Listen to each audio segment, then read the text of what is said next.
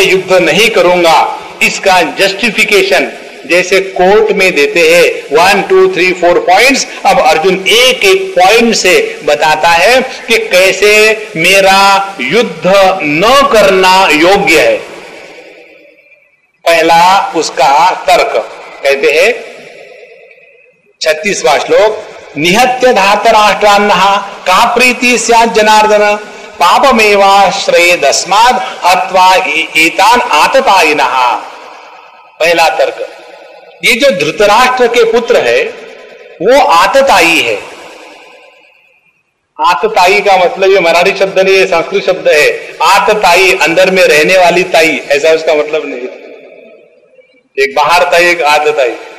आतताई का अर्थ ये है ऐसा व्यक्ति कि जिसने गुरुद्रोह किया हो, जिसमें ब्रह्म दोष लगा हो, जिसने बाल हत्या का पाप किया हो, ऐसा जो व्यक्ति है इसका उसी समय उसको मार देना, इसके द्वारा पाप नहीं लगता। ये उसका अर्थ हो गया। माने आतताई व्यक्ति को तुरंत वही के वही मार देना चाहिए। अब देखो, इसी को कहते हैं मोह। मोह में क्या कहता है अर्जुन? धृतराष्ट्र के पुत्र आतताई है और उनको मार करके मुझे क्या मिलने वाला है? देखो, जब आपको पता है कि ये देशद्रोही है और ये देशद्रोही होने के कारण अपने पूरे देश का नाश होने वाला है और इसीलिए देशद्रोही को वही के वही मार देना चाहिए, ये जानते हुए भी हमारे अंतःकरण में यदि उस समय क्षमा या उस समय अहिंसा की भावना जागृत हो गई तो समझ लेना वो क्षमा नहीं थी, वो अहिंसा नहीं थी, वो मोह के कारण निर्माण हुई कायरता थी। कायर व्यक्ति है, ऐसी बात करता है। इसीलिए पापमेवाश्रयेदस्मान् हत्वा एतान् आततायिनः, एक तरफ से तो उनको आतताई कहो, मारने के लिए अधिकारी, और दूसरी तरफ से कहो कि उनको मार करके पाप मिलेगा, यही मोह का लक्षण है। और धातराष्ट्रान्ना निहत का प्रीति स्यात् जनार्दन, हे जनार्दन, हे भगवान, धृतराष्ट्र के पुत्रों को मार करके मुझे क्या प्रेम आएगा उनके प्रति, मुझे क्या अच्छा लगेगा? माने, ध्यान से सुनना, माने हम जो कर रहे हैं हमको अच्छा लगे तो हम करें, हमको अच्छा नहीं लगे तो ना करें, यही तो कर्म का बंधन है। सादे व्यक्तियों में, साधु संतों में यही फर्क है। हमको जो अच्छा लगता है वो हम करेंगे, साधु संत जो करना है वो अच्छा करेंगे। देखो कितना फर्क है। इसीलिए अपने जीवन में जब मोह का प्रभाव आ जाता है तो अच्छा लगना, बुरा लगना, ये महात्म्य पकड़ लेता है और दूसरों को बुरा कहकर भी उनका भला करने की बात करते हैं। ये सब का सब मोह का लक्षण है। इसीलिए मैं इनको मारना नहीं चाहता हूं। तस्मान्नार्हा वयम हंतुम धातराष्ट्रान् स्वबांधवान् स्वजनम ही कथम हत्वा सुखिनः स्याम माधव। दूसरा तर्क, इसीलिए पहले बताया निहत्य धातराष्ट्रान् पापम एवं आश्रयेद अस्मान्, तो हमने यदि उनके पुत्र को मारा तो हमको पाप लगेगा। दूसरा तर्क, इसीलिए हम अपने भाई बांधवों को, धृतराष्ट्र के पुत्रों को कैसे मारेंगे? हमारा उनको मारना गलत है। और कारण क्या? स्वजनम ही कथम हत्वा सुखिनः स्याम माधव, अपनों को मार करके कभी किसी को सुख मिला है क्या?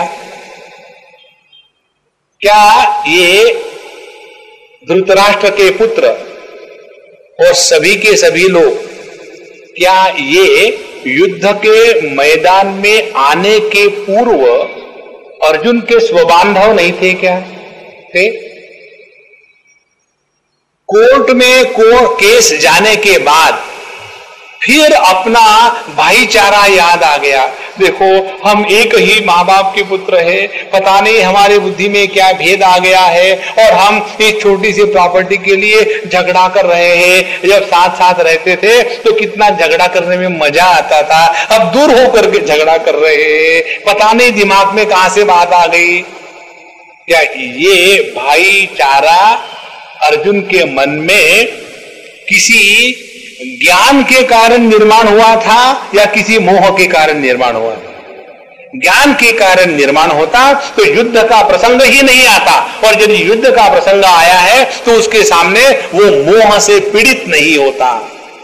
इसीलिए स्वजनम ही कथम हत्वा सुखिन श्याम माधव, माने अपनों को मार करके किसी को खुशी नहीं होती। खुशी तो होती है तब जब दूसरों को मारते। माने यदि कोई दूसरे लोग सामने हो तो उनको मारने में तो मजा है, और दूसरे और अपना। अर्जुन की दूसरी सूक्ष्मता जरा ध्यान से सुने, समझ ले। हमारे पास कई बार लोग आते हैं प्रश्न पूछने के लिए समस्याओं को लेकर के, और उस प्रश्न पूछने में समस्या में एक बड़ी सुंदर बात होती है। कौन सी? एक बार एक व्यक्ति आए, हम नहाने को जा ही रहे थे, हमारे आश्रम की बात है। बोले स्वामी जी मैं 1 घंटे से खड़ा हूं, please give me some time. हमने कहा ठीक है बैठ, और हम बैठे उनके साथ, और उन्होंने बोलना शुरू कर दिया। अपने देश का जो मॉरल स्टैंडर्ड है वो बहुत गिर रहा है, और इसके कारण वो बहुत परेशान है, और करप्शन तो इतना बढ़ गया है। तो मैं उनका प्रवचन सुन रहा था, और सब सुनने के बाद मैंने उनको कहा कि प्रभु सच बात बताऊं मैं, क्या ये आपकी समस्या नहीं है? तो बोले नहीं स्वामी जी यही मेरी समस्या है। हमने कहा फिर हमारी आंखों में देखो और फिर कसम खा के कहो जिसको प्यार करते हो उसकी, ये आपकी समस्या है? फिर उन्होंने अपनी आंखें नीचे कर ली, नहीं स्वामी जी। हमने कहा आप हमारा और आपका दोनों का टाइम बर्बाद क्यों कर रहे हो? बोले स्वामी जी फिर मैं क्या करूं? तो हमने उनको बताया देखो, जब व्यक्ति अपने फ्रस्ट्रेशन को छिपाना चाहता है तब फिलॉसफर बनता है। अपने फ्रस्ट्रेशन को दबा करके फिलॉसफर मत बनो। आपने देखा होगा कई स्थानों पर हम जाते हैं, देखते हैं ये जितनी समाज सेवा करने में लगे हुए कितने लोग होते हैं। हम तो वो ऑर्फन बच्चों का ये करेंगे, उनको वो करेंगे, ये करेंगे, उनके घर में जाकर के उनके बच्चे देखो, केवल वहां की जो आया होती है वो मोटी होती है और बच्चा हड्डी बन रहा है, क्योंकि अपने बच्चों को देखने के लिए तो टाइम नहीं है और समाज सेवा करने जा रहे हैं। देखो ये जो व्यक्ति अपने घर को ठीक नहीं रख सकता वो समाज का क्या उद्धार करेगा? तो ये जो फ्रस्ट्रेशन जीवन में आ जाता है, ये फ्रस्ट्रेशन को छुपाने के लिए हम फिलॉसफी, दार्शनिक सिद्धांत प्रतिपादन करने लग जाते हैं। अर्जुन का उदाहरण देखो, तो जब उस व्यक्ति ने हमको ऐसा कहा तो बोले हाँ स्वामी जी। हमने कहा हम आपका प्रश्न बता दे क्या है? आपका प्रश्न ये है, आपका कोई लड़का लड़की होगी, वो आपकी बात मानती नहीं होगी, उसके कारण आप बड़े दुखी होगे, लेकिन अपने दुख को स्वीकार करने की आपको हिम्मत नहीं है, क्योंकि मेरे बच्चे कैसे गलत कार्य कर सकते हैं, लेकिन हो तो वही रहा है, और इसीलिए अपने बच्चे की फ्रस्ट्रेशन लेकर के हम फिलॉसफर बन करके घर में और शहर में घूमते हैं। तो स्वामी जी आपने बिल्कुल पकड़ लिया, एकदम ठीक बात है। और फिर उन्होंने असलियत बताई अपने लड़के की। देखो अर्जुन की यही स्थिति, उसके अंतःकरण में यह जो करुणा का निर्माण हुआ था, ये हुआ था केवल 2 व्यक्तियों को देख करके, एक द्रोणाचार्य और दूसरे भीष्माचार्य। लेकिन वो अपने इस करुणा को, अपने इस कायरता को कि भीष्माचार्य द्रोणाचार्य को मैं कैसे मारूं, इसको छुपाने के लिए उसने कहा धृतराष्ट्र के पुत्र मेरे बांधव है, उनको मैं कैसे मारूं? देखो माने उसका दुख था द्रोणाचार्य भीष्माचार्य के सामने युद्ध करने के लिए खड़ा रहना, लेकिन उसने उसको बड़ा सुंदर सार्वजनिक रूप दे दिया। कौन सा सार्वजनिक रूप दे दिया कि धृतराष्ट्र के पुत्र जो अपने हैं उनको मार करके, हे भगवान क्या मुझे शांति सुख मिल सकता है? माने बचपन से लेकर के युद्ध के समय तक क्या पांडव कौरवों का ऐसा रिश्ता था कि दोनों साथ साथ बैठ करके अमूल चॉकलेट खाते थे? नहीं।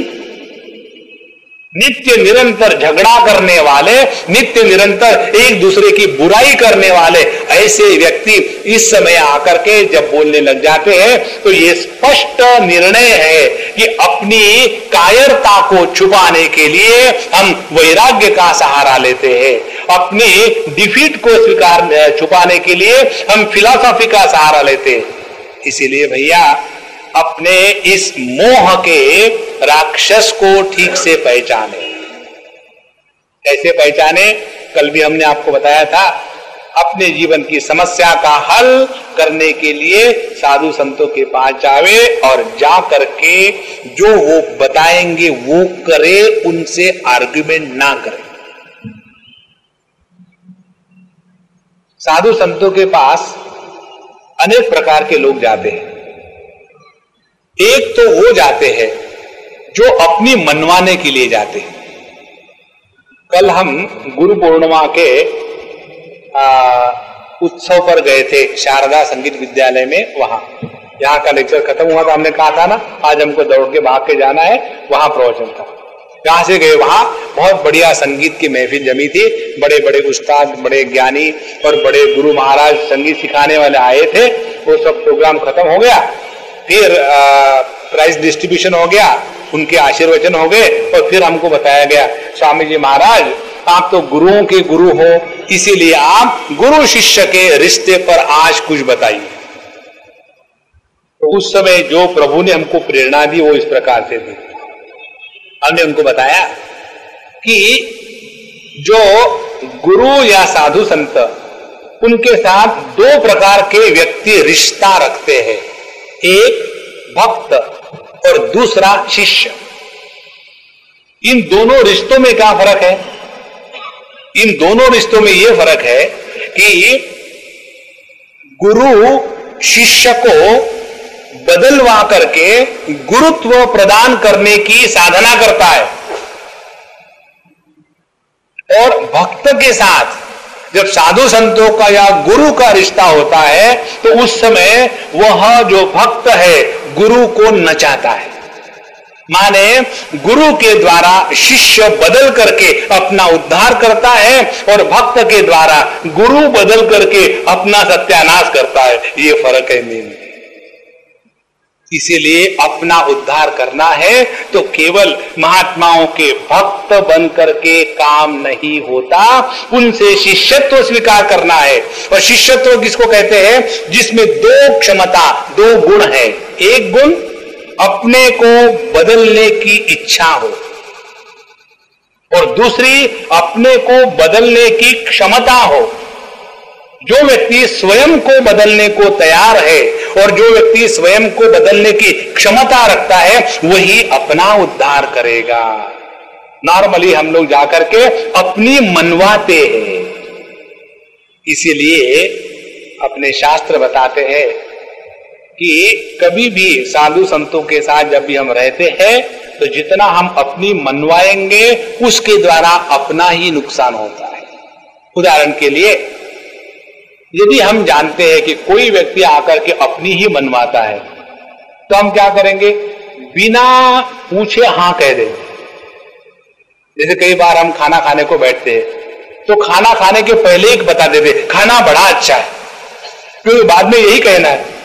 यदि उनको सत्य बताओ कि खाना अच्छा नहीं था तो गुस्सा आएगा, तो ठीक है, इन एंटिसिपेशन बहुत ही वंडरफुल खाना। इसीलिए अर्जुन अपनी बात मनवाने के लिए अब बहुत बढ़िया एक माहौल तैयार कर रहा है। और ये माहौल क्या है? अपने मोह को फिलॉसफी का उसने रूप दे दिया। फिलॉसफी और विजडम, इन दोनों में क्या फर्क है? दर्शन और ज्ञान, फिलॉसफी एंड विजडम, दोनों में फर्क ये है, wisdom made available for others freely is philosophy. Philosophy applied on ourselves is wisdom. We are all normally philosophers. किसी के भी जीवन में कोई भी समस्या आवे, उपदेश देने के लिए हम हमेशा तैयार है. देखो, ये जो आपका लड़का बिगड़ रहा है ना, उसकी शादी कर तुरंत, क्योंकि उसके बाद और बिगड़ नहीं सकता, गुंजाइश ही नहीं. तस्मान् नारहा वयम हंतुम धातराष्ट्रा स्वबांधवान स्वजनम ही कथम हत्वा सुखिन श्याम माधव. पहला लॉजिक. दूसरा, यद्यप्येते न पश्यन्ति लोभोपहत चेतसः कुलक्षय कृतं दोषम मित्रद्रोहे च पातकम नेयम न कथम न ज्ञेयमस्माभिः पापादस्मान् निवर्तितुम कुलक्षय कृतं दोषम प्रपश्यद्भिर्जनार्दन. मोह में आया हुआ व्यक्ति हमेशा तुलना करता है अपने साथ लोगों की कि हम कैसे अच्छे हैं और लोग कैसे बुरे हैं. अब देखो ये तुलना कैसी हो रही है. कहता है यद्यपि, हालांकि ये धृतराष्ट्र के पुत्र कौन है, ये लोभोपहत चेतसः, उनका चेतस, उनका ज्ञान लोभ के द्वारा इतना प्रभावित हो गया है कि उनको लोभ, ग्रीड के सामने दूसरा कुछ सूझता ही नहीं. तो लोभोपहत चेतसः एते न पश्यन्ति, उनकी दृष्टि नष्ट हो गई है. और क्या नहीं देखते वो, कुलक्षय कृतं दोषम मित्र द्रोहे च पातकम, कि इस युद्ध के कारण अपना कुल का नाश हो जाएगा, सभी के सभी मित्रगण जो आए हैं वो नष्ट हो जाएगा, उसके कारण पाप का निर्माण होगा.